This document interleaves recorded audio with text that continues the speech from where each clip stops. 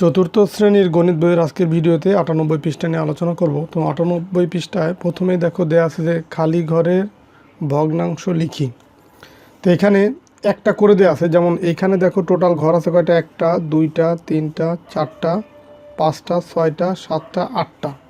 Total ঘর আছে কয়টা এখানে, আটটা। এই কারণে দেখো হরে লেখা হয়েছে ৮ এবং আটটা ঘরের ভিতরে রং করা আছে ১, ২, ৩, ৪, ৫। এই লবে লেখা হয়েছে সেই ৫-এর ৫। তো এটা হচ্ছে করে দেওয়া আছে। বাকিগুলো একইভাবে করতে হবে, যে মোট ঘর কয়টা আছে সেই মানটা যাবে হরে এবং যে কয়টা রং করা আছে সেটা যাবে, সেই মানটা যাবে লবে বা উপরে। তো এখন এইখানে দেখো এইখানে ঘর আছে কয়টা, একটা, দুইটা, তিনটা, চারটা, পাঁচটা, ছয়টা, সাতটা, আটটা, নয়টা, 10টা ঘর আছে মোট। তো মোট 10টা ভাগ করা হয়েছে বা 10টা অংশ আছে, এই কারণে সেটা যাবে হরে। এবং এর ভিতর থেকে রং করা হয়েছে কয়টা সেটা দেখবো, ১, ২, ৩, ৪, ৫, ৬, ৭। 7টা ঘর রং করা হয়েছে, এই 7 যাবে লবে। তো আবার দেখো এই পরেরটায় দেখো ঘর আছে মোট কয়টা, একটা, দুইটা, তিনটা, চারটা, পাঁচটা, ছয়টা, সাতটা, আটটা, নয়টা, 10টা, 11টা, 12টা। 12টা ঘর আছে মোট ঘর, এই কারণে হচ্ছে হরে লিখবো 12। এবং 12টা ঘরের ভিতরে রং করা আছে, দেখে যে মোটা এটা হচ্ছে অর্ধেক, তো আমরা 6, 7, 8, 8টা হচ্ছে রং করা আছে, তার মানে এই লবে লিখবো হচ্ছে 8। এরপরে দেখো এই শেষেরটা, এইখানে মোট ঘর আছে কয়টা, ১, ২, ৩, ৪, ৫, ৬, ৭, ৮, ৯, ১০, ১১, ১২, ১৩, ১৪, ১৫, ১৬। এই পুরা ঘরটাকে 16টা অংশে ভাগ করা আছে। তো সেই মোট ঘর সংখ্যা বা সেই 16 সেটা লিখবো হচ্ছে হরে এবং লবে লিখবো এই 16টা ঘরের ভিতরে কয়টা রং করা আছে। এই ১, ২, ৩, ৪, ৫, ৬, ৭, ৮, ৯, এই 9টা ঘর রং করা আছে, তো 9 লিখবো কোথায়, উপরে। তো খালি ঘরগুলো পূরণ হয়ে গেল। তো এরপরে দেখো চলো আমরা নিচের ভগ্নাংশগুলো রং করি। এই নিচের ভগ্নাংশগুলো রং করতে বলছে, যেমন এইখানে দেখো 3-এর 5 বা 5-এর 3 অংশ, মানে 3/5, এটাকে পড়া হয় এইভাবে 3/5 অথবা 5-এর 3 অংশ। তো এখন টোটাল 5টা ঘরের ভিতর এই 1, 2, 3, 4, 5, এই টোটাল ঘর কয়টা, 5টা।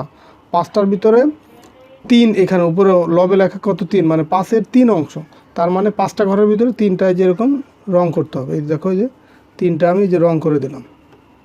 তো তোমরা কালার পেন্সিল দিয়ে সুন্দর করে আর রং করতে পারো। তো 5-এর ভিতরে এইটা হচ্ছে 5-এর 3 অংশ। আবার এইখানে লিখছি যে 5/5, মানে মোট ঘর 5টা, 5টার ভিতরে 5টায় রং করতে হবে। তো এখন 1, 2, 3, 4, 5, এই যে 5টা ঘর, এই 5টায় আমি রং করে ফেলব। 2টা, এই হচ্ছে 3টা, 4টা, এই হচ্ছে 5টা, মানে 5টার 5টায় রং করে ফেললাম। এরপরে দেখো 7/5 বা 5-এর 7। তো এখানে দেখো ঘর আছে 5টা, 5টার ভিতরে আমার আরও 2টা বেশি, উপরে লবের মান আছে 7, মানে 7টা রং করতে হবে। তো দেখো এইখানে এই যে এই পর্যন্ত 5টা আছে, আরও 2টা সহ যে এই পর্যন্ত, এই 7টা ঘর রং করতে হবে। এই যে দেখো এই যে 7টা রং করব, 3টা, 4টা, 5টা, 6টা, 7টা। এটা হচ্ছে এই 7/5। তো 1-এর চেয়ে ছোট, 1-এর সমান এবং 1-এর চেয়ে বড় এমন নানা রকম ভগ্নাংশ দেখতে পাই। এইখানে যে ভগ্নাংশ 3টা দেখতে পাচ্ছি, 3টা 3 রকম। এই 3/5 যেটা, সেটা হচ্ছে 1-এর চেয়ে ছোট। যখন এই লবের মানটা হরের চেয়ে বড় হবে তখন সেটা হচ্ছে 1-এর চেয়ে ছোট হবে সেই ভগ্নাংশটা। আর এই লব এবং হর, মানে উপরে আর নিচে যদি সমান মান হয় সেই ক্ষেত্রে সেটা হবে 1-এর সমান ভগ্নাংশ। আর যখন এই লব বড় হবে হর ছোট হবে, এই মানটা হচ্ছে 1-এর চেয়ে বড়। তো দেখো এখানে সেটাই লেখা আছে যে 1-এর চেয়ে ছোট যেটা হচ্ছে 1 নম্বরটা, আর 1-এর সমান হচ্ছে 2 নম্বরটা, 1-এর চেয়ে বড় হচ্ছে 3 নম্বর ভগ্নাংশটা। এরপরে দেখো নিচে দেওয়া আছে আরও যে এই বিভিন্ন রকম ভগ্নাংশগুলোকে নিচের মতো করে 2টি দলে ভাগ করা যায়। তাহলে দেখো এই 1-এর চেয়ে ছোট ভগ্নাংশ একটা, 1-এর চেয়ে ছোট, যেখানে হচ্ছে লব বড়, লব ছোট, হর বড়, যেটা আমরা ওই যে উপরে দেখছি যে এই ভগ্নাংশটা 3/5। দেখো এখানে লব হচ্ছে ছোট, হর হচ্ছে বড়। আর 1-এর সমান ভগ্নাংশ যেটা হচ্ছে লব এবং হর হচ্ছে সমান।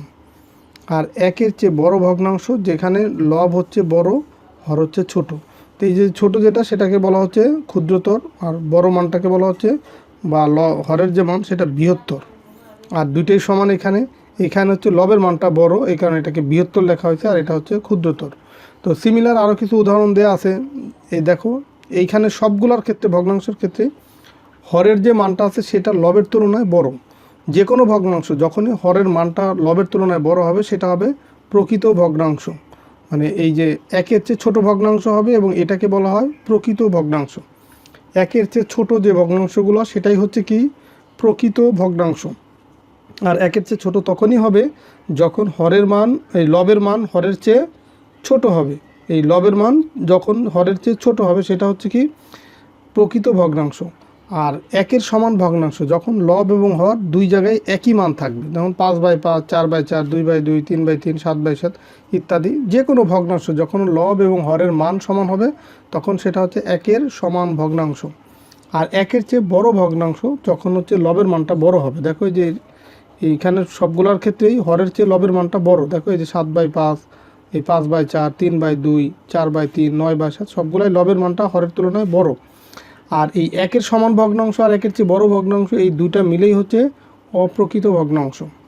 একের সমান ভগ্নাংশ এবং একের চেয়ে বড় ভগ্নাংশ দুটাই হচ্ছে কি অপ্রকৃত ভগ্নাংশ। তো একের চেয়ে ছোট ভগ্নাংশকে প্রকৃত ভগ্নাংশ এবং একের সমান বা একের চেয়ে বড় ভগ্নাংশকে অপ্রকৃত ভগ্নাংশ বলে।